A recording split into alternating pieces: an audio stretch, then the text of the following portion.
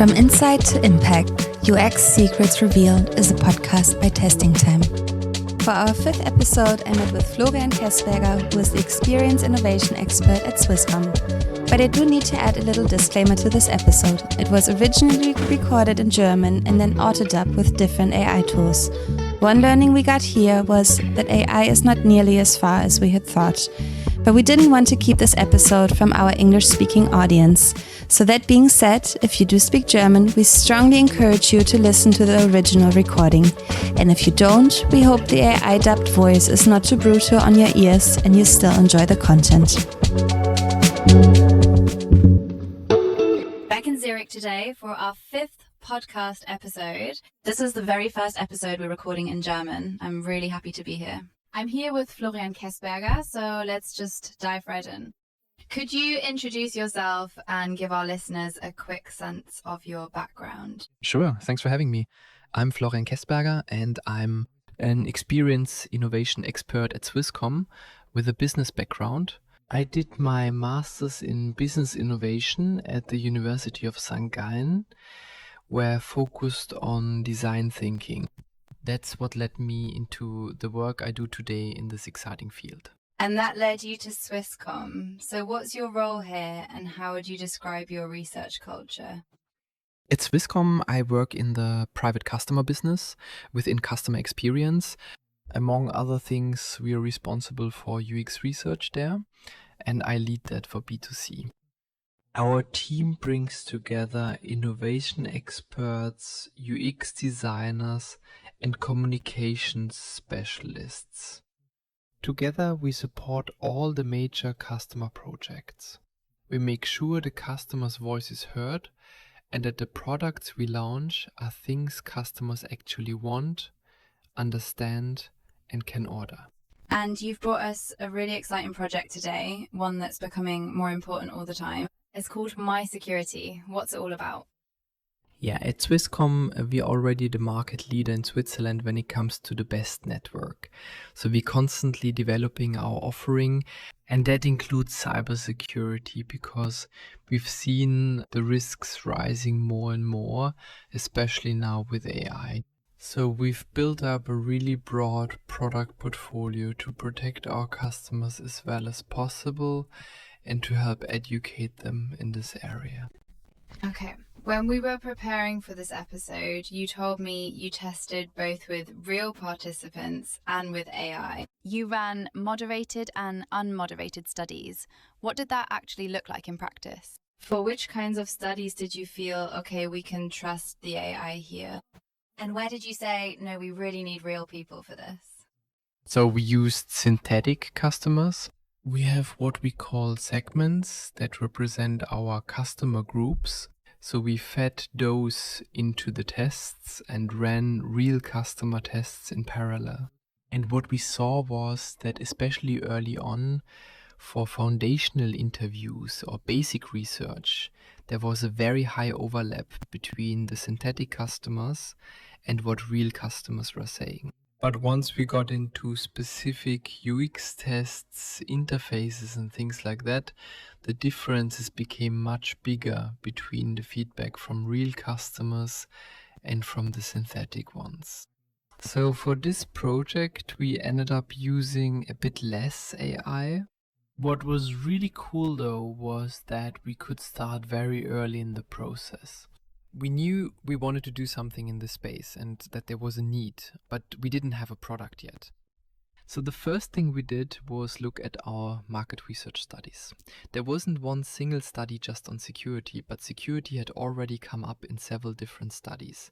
And AI was extremely helpful in pulling out everything that had been said about security and summarizing it. That gave us a really good overview of the topic. Then we started our own foundational interviews where we used AI a little less, partly for analysis, but still fairly cautiously. From those, we saw what customers were concerned about and then looked at different products that might solve those needs.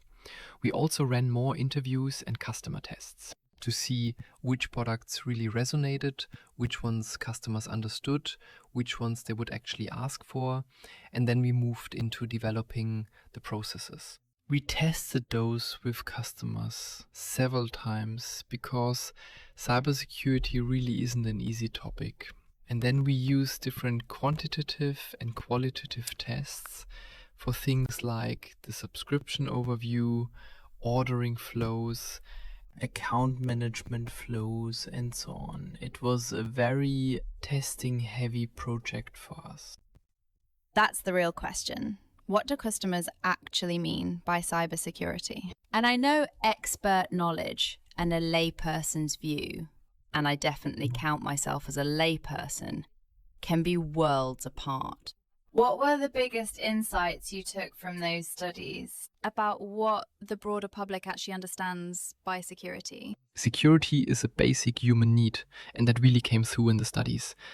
So people see it as an important topic, and it's becoming more important every year.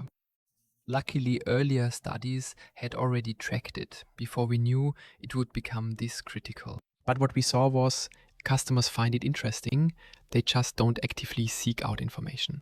They'll gladly engage with it when it's in the news. That was really interesting. In the basic interviews, 3/4 of them brought up the example of the Twint parking meters. For anyone who isn't Swiss, Twint is a payment app, a bit like PayPal. And at parking meters, you can scan a QR code with your phone and pay the fee through Twint.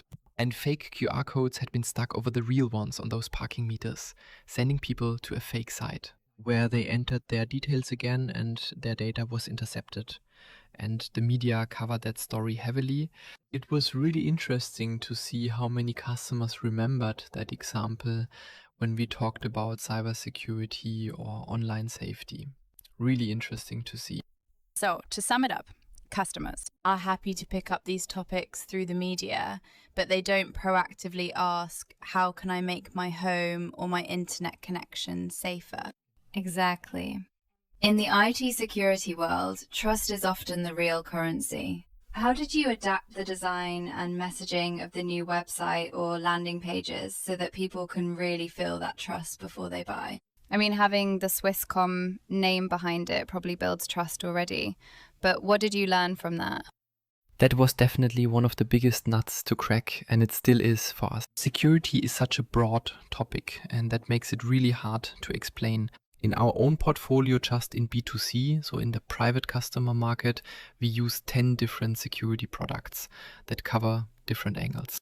And that's where we really saw how difficult it is to get this topic across and explain it to customers. At some point, we came up with a cheese model, and that's still my favorite way to explain it. Swisscom, Switzerland, cheese. Not just chocolate, cheese too. Think of it like Swiss cheese, ideally Emmental, with those nice big holes. And we have 3 slices of that cheese. The first slice is our network. As I said, all the data basically has to pass through these slices of cheese. So the first slice is our network. That's where we protect customers with 3 products: call filter, SMS filter, and internet guard. All of them filter out malicious messages and calls, or stop customers going to websites that are on a blacklist. So that first cheese slice already provides protection by stopping certain links being clicked and preventing things you really don't want to happen. But like cheese, it has holes, so some messages or calls still get through. That's why there's a second slice, and that sits on our Wi-Fi router. Everyone has a router at home that runs their Wi-Fi, and all the data comes together on that router. And we've just launched our new home network protection for that. It's basically software installed on the router, and it monitors all the data flowing through it. What's interesting is that on average, each of us has 21 devices connected to that router. When you think about that, you may not get to 21 straight away, because you only think of computers, phones, and tablets. About half are devices we actively use, but the other half are smart home devices. That could be the TV, the printer, speakers, lights, cameras, vacuum cleaners, fridges, and so on. And those are very vulnerable to cyber criminals because they're less well protected. They don't have much software running on them, or people just don't look after that software. And that's exactly where home network protection helps, because it can monitor the data, since it all goes through the router.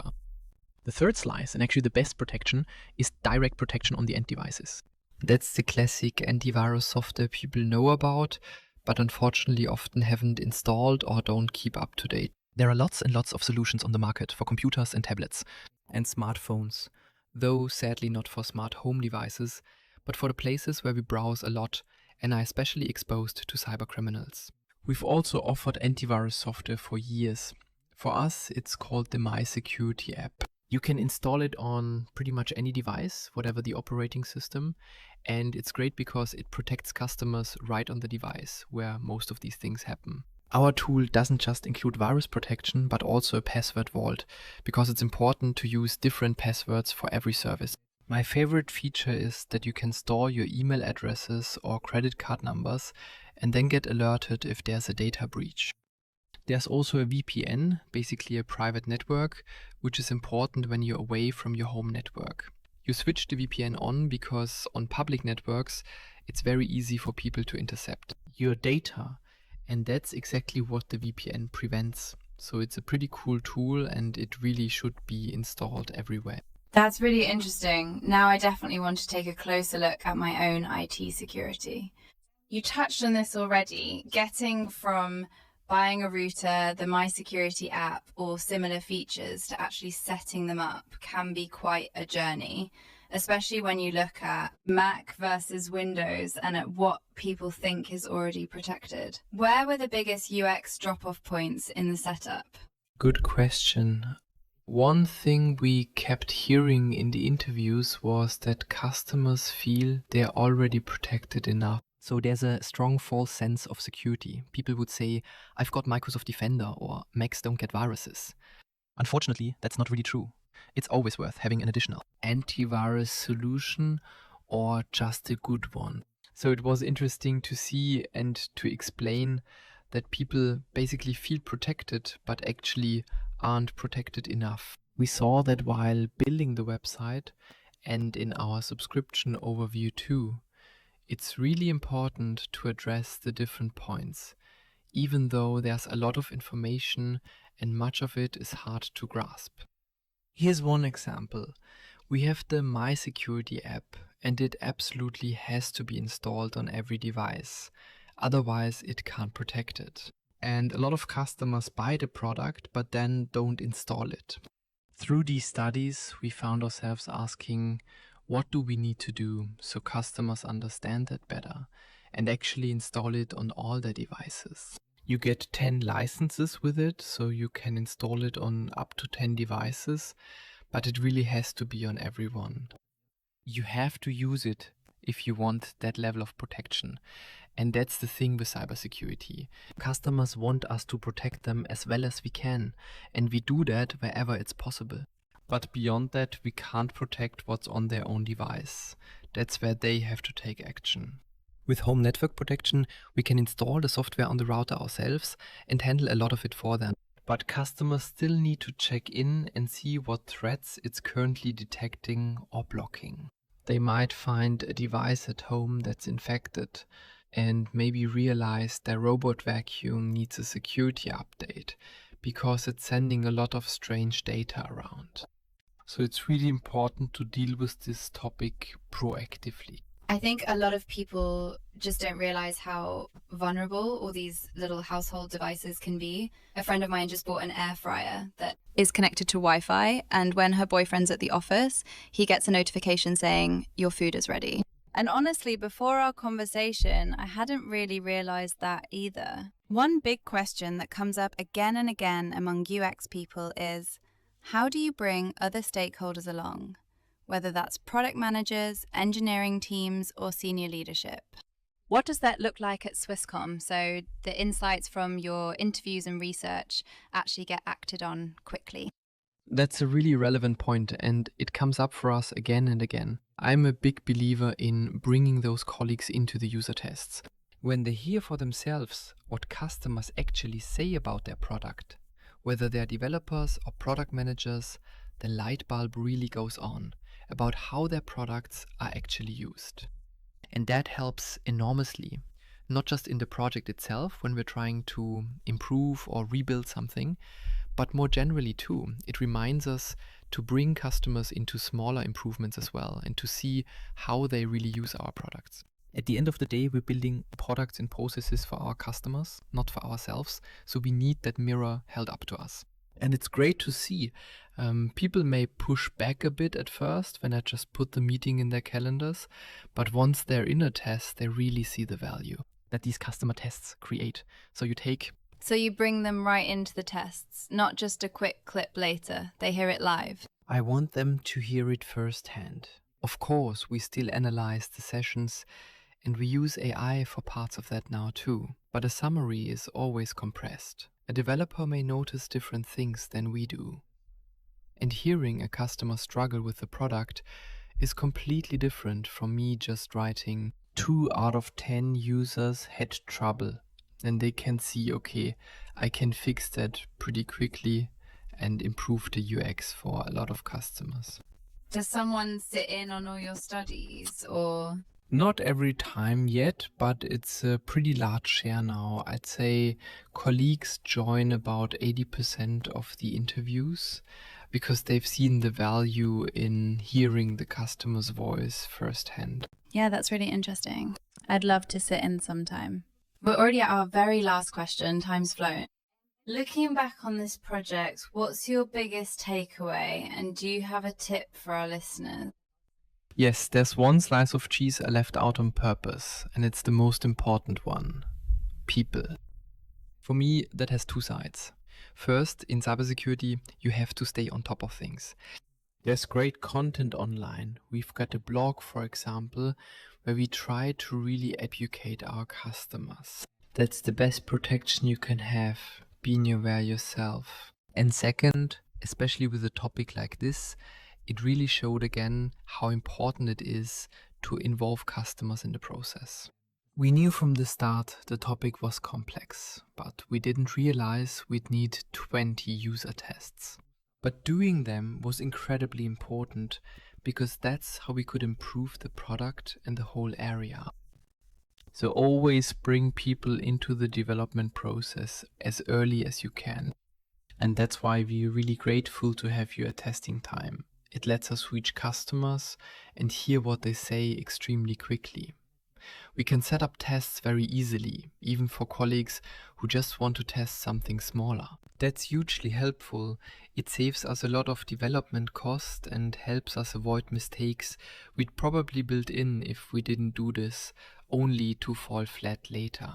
I'd rather we fall on our faces early, 20 times if needed, and get it right on the 20th. So we end up with a product customers understand, want, and can actually manage. I'm glad to hear that. And yes, awareness is such an important point. Thank you so much for sharing all these insights with us. I really hope this has raised a bit of cybersecurity awareness for our listeners, and maybe some of them will take a closer look at it now. I know, I definitely will. Thanks for giving us such a great look inside the project, for all your insights and tips, and for letting me be here today. My pleasure. Thanks, Aline. It was fun. Thank you.